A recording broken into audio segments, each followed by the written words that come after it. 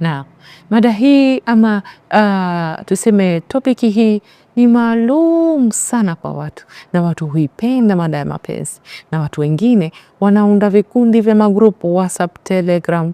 Jamani, tusizungumzie mapenzi, mapenzi hayaruhusiwi katika grupu hili, tuzungumze tu kuhusu masala mahususi ya biashara. Hatukatai, lakini wenyewe wanasema mapenzi yana run dunia. Na si kama tunasema mapenzi ya mume na mke, hapana. Katika sehemu ya kwanza tunakwenda kuzungumzia mapenzi ya wazazi. Watu wengi tumesahau kama sisi tulizaliwa, na watu wengi tumesahau kwamba wazazi ndo tiketi yetu ya kwenda peponi ama motoni, na wazazi wengi tumesahau kwamba tuna jukumu la ulezi. Utakuta baadhi ya wazazi wengi ambao tuko nao katika zama hizi ni wakutuhimiza tuwatendee wema sisi watoto wao, lakini wao hawatutendei wema. Wakituomba fedha wanataka wakati huo tuwe naye. Hatulalamiki kwa sababu ni wazee wetu, lakini ninataka kuwafundisheni leo, ikiwa umekumbana na changamoto ya mzazi kukuomba yale ambayo yako nje ya uwezo wako, usisikitike, kwa sababu si wewe peke yako. Tupo wengi ambao inabidi tushinde vita ambavyo wazazi wetu walishindwa. Labda yeye alitupa hafifu enzi yetu sisi tukisoma, lakini sasa tumejiweza, tumepata kazi, yeye hataki kuchukua hafifu, yeye anataka full. Kwa nini? Yeye ndo tiketi yako ya kwenda peponi. Na sisi kwenda peponi, kama ingekuwa ni nauli, tungeweka fedha miaka yote ili tuende peponi.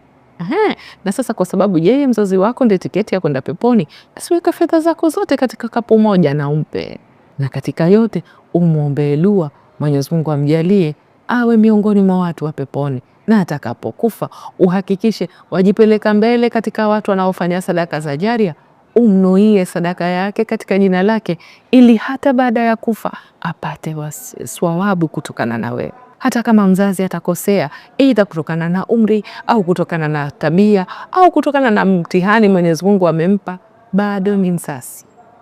Mwenyezi Mungu anasema vipi katika Surat Al-Isra, sura namba 17 aya 23? Anasema Mola wako ameamrisha kuwa musiabudu yeyote isipokuwa yeye tu, na wazazi wawili na muwatendee wema. Hajasema wazazi hao watawatendeni wema, nyinyi ndio muwatendee wema. Na mmoja wao akifika uzee, naye yuko kwako, huyo mzee yupo kwako aishi na wewe, au wote wawili, basi usimwambie wala usiwakemee.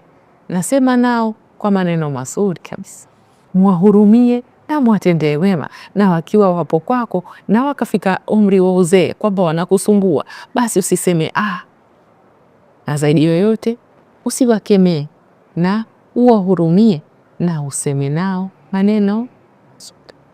Kwa nini Mwenyezi Mungu amesema tuwatendee wema? Kwa nini hajasema sisi watutendee wema? Kwa sababu sisi tunawahitaji zaidi, sisi tunawatamani zaidi, wao ni muhimu kwetu zaidi kuliko hata sisi wenyewe.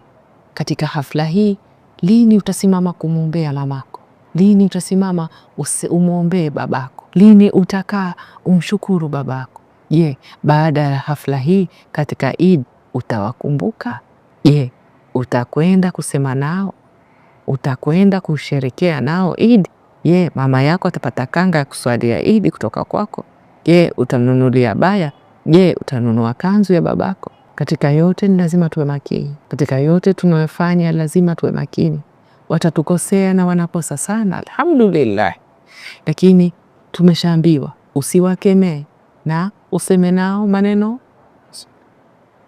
Ninataka hiki. Unaweza unatembea, sawa baba mama, nimesikia nitafanya, basi. So uanze kulaumu, kushutumu, ukarahisha watu nafsi, usema humu unanionea, ho mother this mother that. Wapo watu miongoni mwetu ambao wanalia hawana wazee, ambao wao wamezaliwa yatima mpaka leo hawana mtu wa kumpa 5,000. Wapo wengine wamesoma kwa bidii wakafika level ambaye sasa wataka kusaidia mama zao, anataka kusaidia baba zao, lakini ile siku ambao anapata mshahara wake wa kwanza, babake akafariki, mamake akafariki. Hana mtu wa kumpa mshahara wake wa kwanza, hana mtu wa kumpa shukurani kwa kusomeshwa. Hawa wafanye nini basi? hawa wao wafidie katika yatima na maskini. Lakini watu kama hawa wenye hamu ya kuvalisha mama zao, na wewe mama yako wamtukana, wewe utakuwa katika nafasi gani?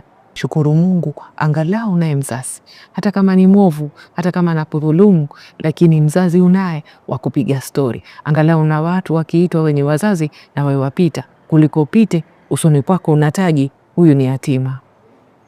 Shukuru Mungu na umwombe Mungu awape walezi wako uhai, waishi na wewe, waketi na wewe, na waugue wauguze, na ikibidi uwazike. Na katika hafla hii kuwakumbuke, waende kula nao sikukuu, wapelekee vitu vya sikukuu, upeleke fedha ya sikukuu, waftari vizuri, waishi vizuri.